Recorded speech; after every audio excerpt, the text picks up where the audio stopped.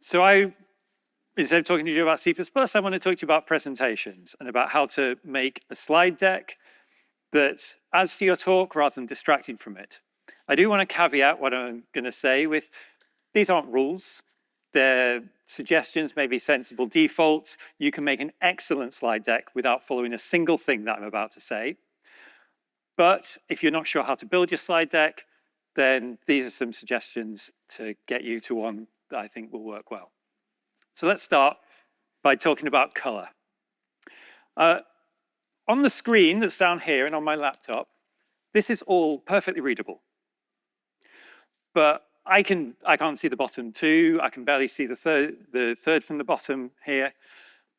If you're doing a dark background for your slides, on a projector, it's really hard to come up with a set of colors, or really easy to come up with the wrong set of colors, so that it's not really visible. This is particularly easy to do if you've got syntax highlighting in your code examples. You can do a really good presentation, really visible presentation with a dark background. Danielle has used yellow and white text on a black background, perfectly readable.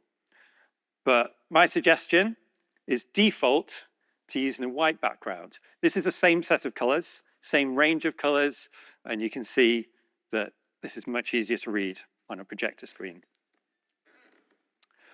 Also note, I've got not very much text on this slide.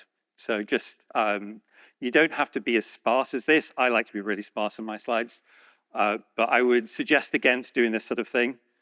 One of the things here is that you're adding to the cognitive load of the people watching the presentation. They're going to be reading this while you're talking, and reading that instead of listening to you talking. So what do I think you should put on your slides then? Things that are going to illustrate what you're saying. Pictures. This is my brother's cats. But pictures that illustrate what you're doing or are amusing aside. Graphs, charts, the sort of things that are easier for people to pass with their eyes than with their ears. This is actually just PowerPoint's default graph, but one thing I will note here is that I did increase the font size from PowerPoint's default, and I think it's now only just big enough. So again, font size, something to consider. Structure. This slide is an example of that. So this gives you the structure of what I'm talking about, hopefully helps you keep track of where I am, remember what I've just talked about in the context of what I'm saying right now. I also like to use slides like this, things you want to emphasize. So I like to put it on the slide on its own, really drive the point home. I said there were no rules, said this was not rules. This is a rule that I like to follow myself. It's a rule of thumb. Again, you can break it and still have a perfectly good slide deck. But if I put a full sentence on the slide rather than just the phrases and words that I've had on my previous slides, I like to make it the only text on the slide, apart from the header and the footer and so on. This is a good way to put a quote on, put it in its own slide, maybe with a picture of the person saying the quote. Summary, another good slide to have in your deck.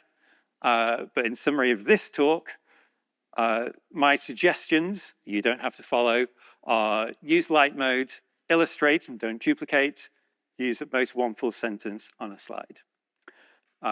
And this is the one branded deck that I put in. I just want to note that Oxford Nanopore Technologies, my company, is hiring. If you're interested, then get in touch with one of me or my colleagues around. Thank you very much. Nearly a minute to spare, nearly.